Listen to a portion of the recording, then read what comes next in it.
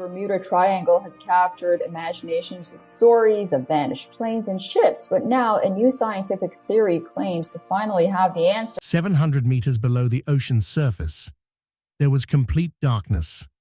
The light from the ROV camera could only reach a few feet ahead, cutting through the black water like a flashlight inside a cave. Inside the control room, nobody was speaking. Every person was staring at the monitor without blinking. The mission itself seemed simple. The team had gone there to search for the wreckage of an old ship, maybe to recover gold, silver, or some forgotten piece of history buried beneath the sea. But then the camera revealed something nobody was expecting. Huge stone blocks appeared on the ocean floor. Their edges looked unnaturally straight. The surfaces appeared flat, and the way they were positioned made them look less like random rocks and more like something carefully arranged by human hands. The strangest part was that this wasn't some blurry photograph or internet rumor. This was HD footage captured during a real underwater survey mission, supported by sonar data and conducted under an official government contract. For a few seconds, complete silence filled the control room, because everyone watching realized the same thing at the exact same moment. Something below was not normal. The team had gone looking for a ship, but what they found had the potential to change the entire story of the Bermuda Triangle forever. And if you enjoy mysteries, hidden discoveries, and stories that sound impossible but are backed by real evidence, then subscribe to the channel now, because this story only gets stranger from here. But the biggest mystery was never what they discovered at the bottom of the ocean. The real mystery was how something like that could possibly end up there in the first place. Before we go deeper into that part of the story, make sure you subscribe to the channel so you don't miss videos like this in the future. Now, to truly understand what happened, we need to go back a little earlier, because the moment people hear the location connected to this discovery, their imagination immediately starts running wild. The Bermuda Triangle. This area, located between Florida, Bermuda, and Puerto Rico, stretches across nearly 500,000 square miles of the Atlantic Ocean. For decades, it has been surrounded by strange stories and unexplained legends. Some believe ships vanish there without any warning. Others claim aircraft disappear from radar as if they were never there at all. And many people think some unknown force exists in that region, something science still cannot fully explain. That's why the name Bermuda Triangle instantly brings thoughts of aliens, ghosts, time distortions, and mysterious disappearances into people's minds. But the story we're talking about today is very different from those internet myths and old sailor tales. This wasn't based on rumors or spooky eyewitness claims. It was part of an officially recorded survey mission carried out with professional equipment, trained experts, and documented data. The team's original purpose wasn't to chase mysteries. They were searching for ancient Spanish shipwrecks and possible treasure hidden beneath the ocean floor. In other words, nobody involved expected to uncover anything extraordinary. The expedition began in 2001. At the time, no one imagined this operation would later become one of the most discussed discoveries connected to the Bermuda Triangle. The mission had a straightforward objective: locate centuries-old Spanish ships believed to have sunk, carrying gold, silver, and other valuable cargo deep into the sea. The expedition was led by Paulina Zalitsky and her company, Advanced Digital Communications. This was not an inexperienced group of adventurers. The team had years of expertise in underwater mapping, sonar analysis, and deep-sea exploration. The project was also supported through an official agreement with the Cuban government. That detail mattered because it proved this wasn't some online publicity stunt or television drama. It was a legitimate professional operation using advanced research technology. The crew had a dedicated research vessel, specialized survey systems, and most importantly, sophisticated side-scan sonar equipment capable of mapping the ocean floor in detail. Their process was simple: scan the seabed, collect data, and search for signs of old shipwrecks. For the first several days, everything appeared routine. The monitors showed exactly what experts expected to see: uneven terrain, patches of sediment, rocks, and natural underwater formations. For the crew, this was standard work. Long hours spent watching screens, recording information, and slowly moving through the search area. No one rushed the process because patience is one of the most important parts of deep-sea exploration. As the days continued, a few scans revealed mildly interesting readings, but nothing truly unusual. Life aboard the vessel remained calm. Crew members checked systems, logged reports, and quietly hoped the next scan might finally reveal a lost shipwreck. Then one day, everything changed. An unusual shape suddenly appeared on the sonar display. At first glance, it looked like it could simply be another rock formation. But after studying the image more carefully, the team noticed something strange about the pattern. The marks didn't look random. They formed lines. The spacing between them seemed unusually consistent. The shapes lacked the irregular appearance normally seen in nature. The sonar operator stared at the screen again. The vessel's direction was adjusted slightly, and another scan was performed, but the same shapes appeared once more. That was the exact moment the atmosphere aboard the ship shifted completely. Only minutes earlier, the expedition had been focused on finding treasure from old Spanish ships. Now, every person on board was focused entirely on the unknown formation lying beneath the ocean. Then came the scan that stopped everyone cold. But before we talk about what the team saw next, it's important to understand how they were able to see anything at all at that depth. They weren't using ordinary underwater cameras. In such deep water, cameras alone are extremely limited. Instead, the team relied on side-scan sonar technology. In simple terms, side-scan sonar works by sending sound waves through the water and measuring how those waves bounce back from the sea floor. The returning signals create an image-like map of what lies below. Soft surfaces like mud or loose sediment absorb more sound, which makes those areas appear darker on the display. Hard surfaces such as rock reflect stronger signals, causing them to appear brighter. Natural geological formations beneath the ocean usually look uneven and chaotic. Some areas rise higher, others dip lower. Shapes appear broken, and patterns rarely look organized.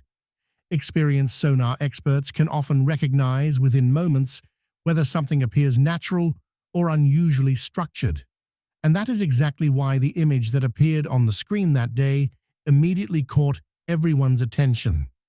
Everyone's attention locked onto the screen. In the beginning, a few bright signals appeared on the sonar display, and nobody thought much about them. But after a closer look, the team noticed something unusual. The shapes didn't seem random. There were long lines, and many of them looked nearly parallel.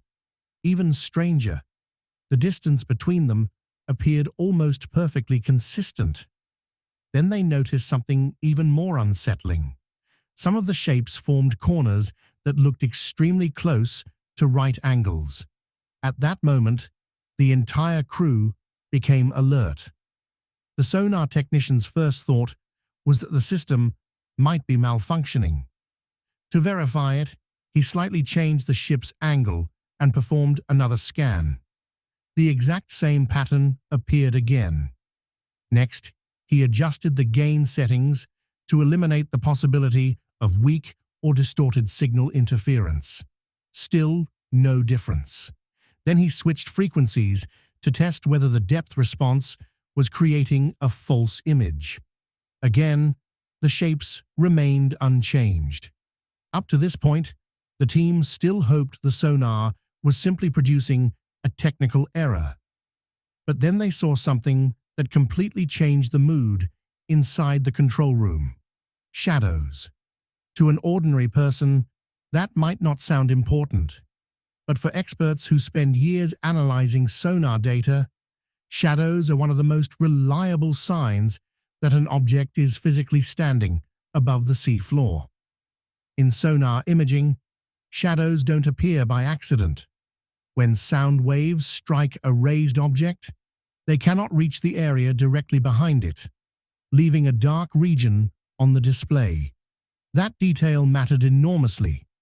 If the ocean floor is flat, shadows don't form. If something is buried beneath layers of sediment, shadows don't form. And thin rock layers usually don't create that effect either. The crew looked back at the monitor. Now it became obvious that these weren't just bright reflections. Distinct shadows were visible behind several structures, which meant one thing. Something solid was down there. Something with height, edges, and physical shape rising above the surrounding seabed. At that point, the expressions inside the control room started changing. The sonar technician still wondered if the effect could be caused by scanning angles, so the ship's course was adjusted once again. Another pass was made over the same location. The same image returned. Now the situation no longer felt routine. The team decided not to trust a single reading. They scanned the area again, then several more times. 5 separate passes were made from different directions, different speeds, and with different sonar settings, but every single scan showed the same thing. The same straight structures, the same spacing, the same shadows. At this stage, blaming faulty equipment became difficult. If the sonar system had been malfunctioning, the data would have shifted or distorted between scans. Instead, the mysterious pattern kept appearing exactly the same way every time. Afterward, the crew began comparing the results with existing records. First, they checked known shipwreck patterns. No match. Then they compared the images with coral formations. Still nothing. Next came geological databases containing underwater rock structures and natural marine formations. Again, no answer. Slowly, one unsettling realization began to form. Whatever lay beneath the ocean floor had never been documented there before. It didn't resemble any known shipwreck, coral reef, or ordinary geological structure. At that moment, the team understood there was only one way to move forward. They had to see it themselves. The sonar readings had repeated too consistently to ignore. Data alone was no longer enough. If something truly existed down there, they needed visual confirmation. So the decision was made to send an ROV nearly 700 meters below the surface. Everyone aboard the ship knew the mission had now become something far bigger than a normal survey, and going 700 meters underwater is not a simple task. At that depth, the pressure exceeds 70 times the normal atmospheric pressure. No human diver could survive there directly, and if the ROV failed, there was a high chance it would never return. A broken cable, a damaged seal, or a failed camera system could leave the machine trapped forever on the ocean floor. There are no second chances at that depth. That's why the preparation process became extremely careful. The crew first inspected the ROV's main cable in detail. Every connector and attachment point was checked repeatedly. After that, the power systems were tested. The control systems were verified. Emergency procedures were reviewed again and again. By now, the team had begun to feel that something unusual might truly be waiting below. Then came the floodlights. At 700 meters deep, sunlight cannot reach the ocean floor. That place had existed in complete darkness for thousands, perhaps millions, of years. The ROV's lights would become the team's only eyes in that world. So every floodlight was tested multiple times. Then the cameras were calibrated carefully. Viewing angles were adjusted. The live transmission feed was checked. The recording systems were reviewed one final time. Finally, the order came from the control room. Lower the ROV. Slowly, the cable began descending into the ocean. For the first part of the descent, everything looked normal. Some faint natural light still filtered through the water. Small fish occasionally crossed in front of the camera. The screen appeared calm and almost peaceful. But as the ROV continued downward, the sunlight slowly disappeared. The world above faded away.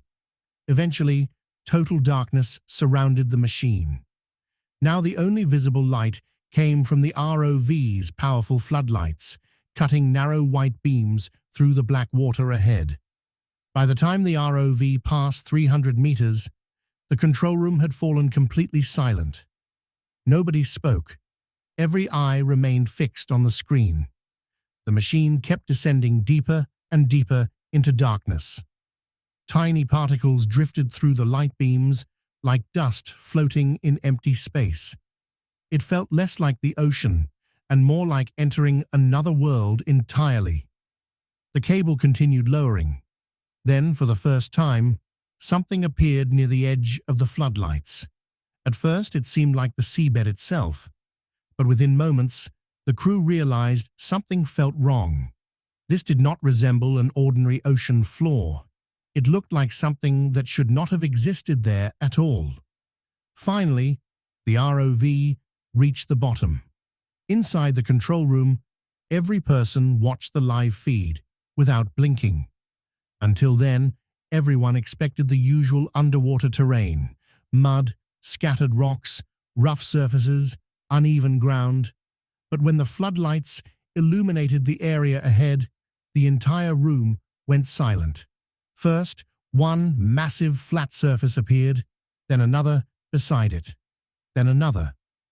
Initially, they looked like ordinary rocks, but within seconds, the crew sensed that something about them was different. These surfaces didn't look rough or naturally broken like normal underwater formations. The ROV moved closer. Now the edges became visible. Straight lines, sharp corners, angles that looked almost carved. Normally, objects underwater appear smooth, rounded and worn down after centuries of erosion. But these shapes looked strangely ordered. The camera moved even nearer, and that was when the team realized these were not isolated formations at all. These didn't look like ordinary stones anymore. What appeared on the screen were enormous rectangular formations, almost like giant blocks placed side by side. Some seemed aligned in rows. Others showed nearly identical gaps between them. And the farther the ROV moved, the harder it became to believe this was just a random part of the ocean floor. Then the team focused on the surfaces themselves. And that's when another strange detail emerged.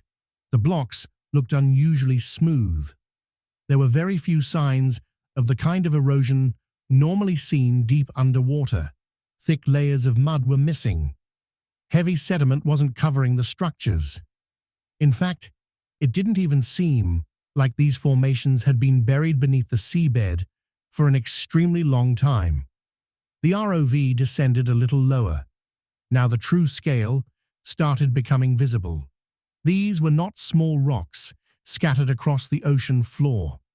Some of the formations looked enormous, so massive that the ROV itself appeared tiny beside them.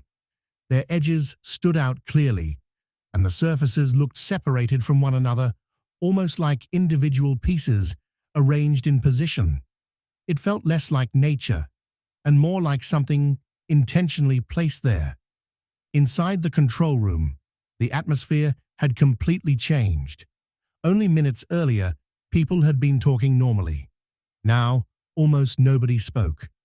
The only sound left was the quiet hum of machinery. Everyone kept staring at the monitors in silence. The sonar technician sat frozen in his chair, one hand resting on the controls without moving. Even his expression showed uncertainty, as if he himself didn't know how to process what he was looking at. One crew member leaned closer toward the screen. Another gripped the edge of the console so tightly that his fingertips lost color. Nobody openly claimed they had discovered a lost city. Nobody said it was an ancient civilization. But every person in that room was silently thinking the same thing. What exactly are we looking at? The ROV continued moving slowly through the darkness. Its floodlights sliced across the ocean floor, revealing more and more of the same formations ahead. Some appeared lined up. Others showed repeated spacing patterns. Certain sections looked so organized that anyone seeing them for the first time would immediately wonder whether nature alone could really create something like this. At this point, the biggest question was no longer whether something unusual existed down there. The real question had become far more difficult. Could these structures have formed naturally? Because underwater discoveries can sometimes be misleading. Many formations initially appear artificial, only for scientists to later prove they were created entirely by nature. So the team decided to examine every possible explanation carefully, one by one. The first possibility they studied was ocean currents. The ocean is constantly moving beneath the surface. Over millions of years, underwater currents can erode rocks, shift sediment, and create unusual shapes. Sometimes these patterns can resemble roads, walls, or structures when viewed from certain angles. But this theory immediately faced a major problem. Ocean currents create disorder, not organization.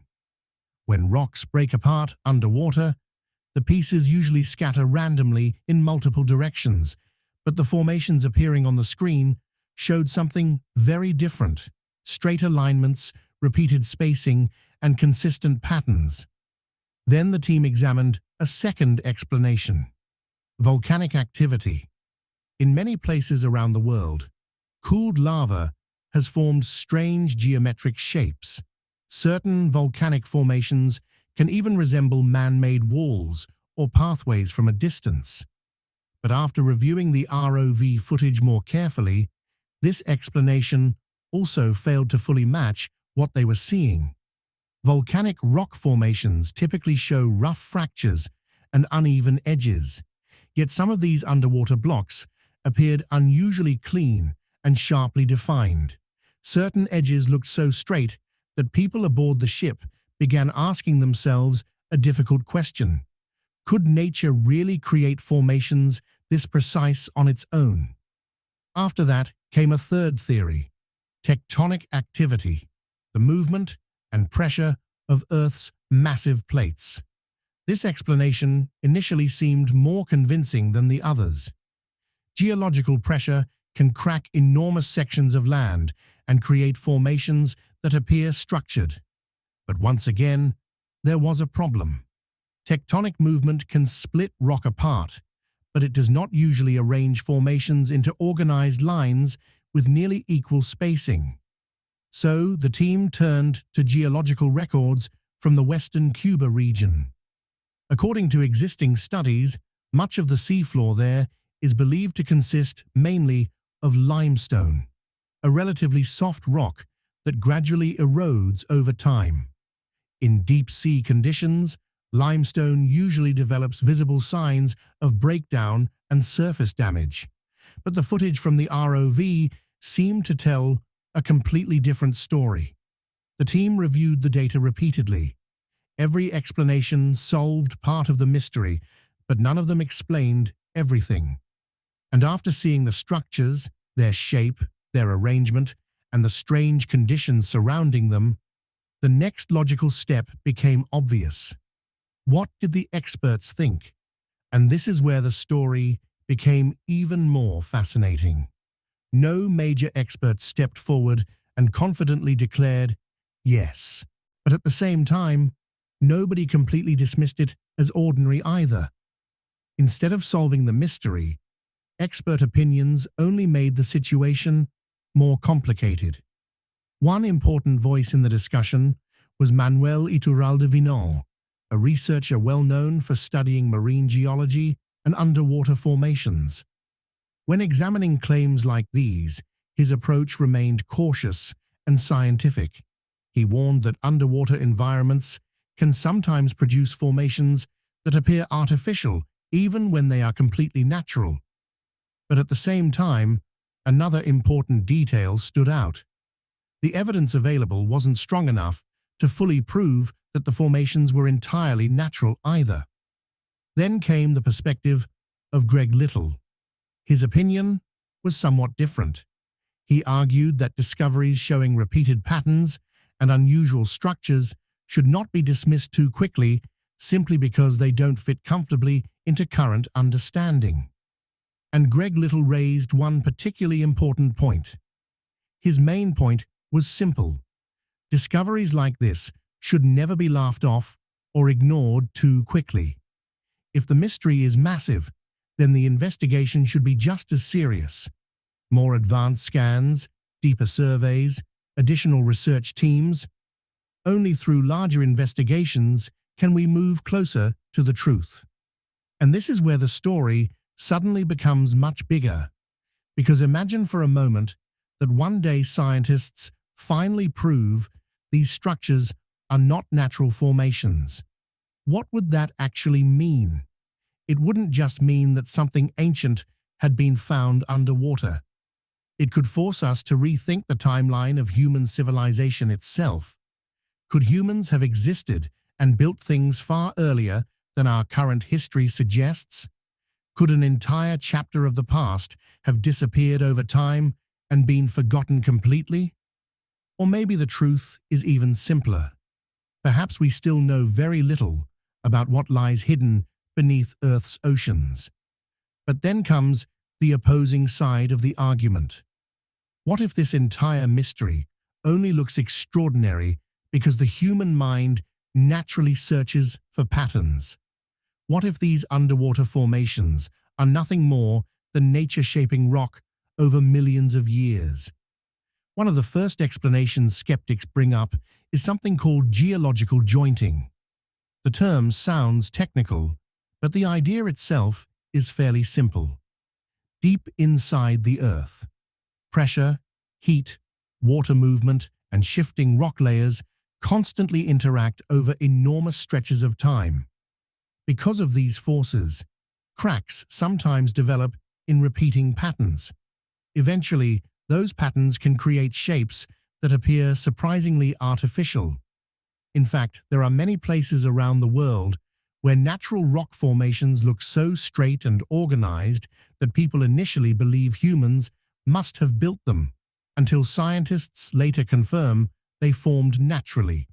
So skeptics argue that perhaps the same thing happened here. Then comes another explanation: natural block formation.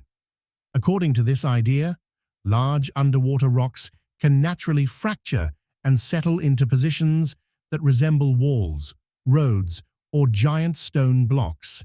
And when viewed from above, especially through limited sonar imagery, the human brain instinctively begins connecting those patterns into something meaningful. That leads directly to a third possibility: sonar illusion. And this is where things become especially interesting. During underwater exploration, sonar is often used to map the ocean floor. But sonar is not the same as a normal camera. It builds images using reflected sound waves.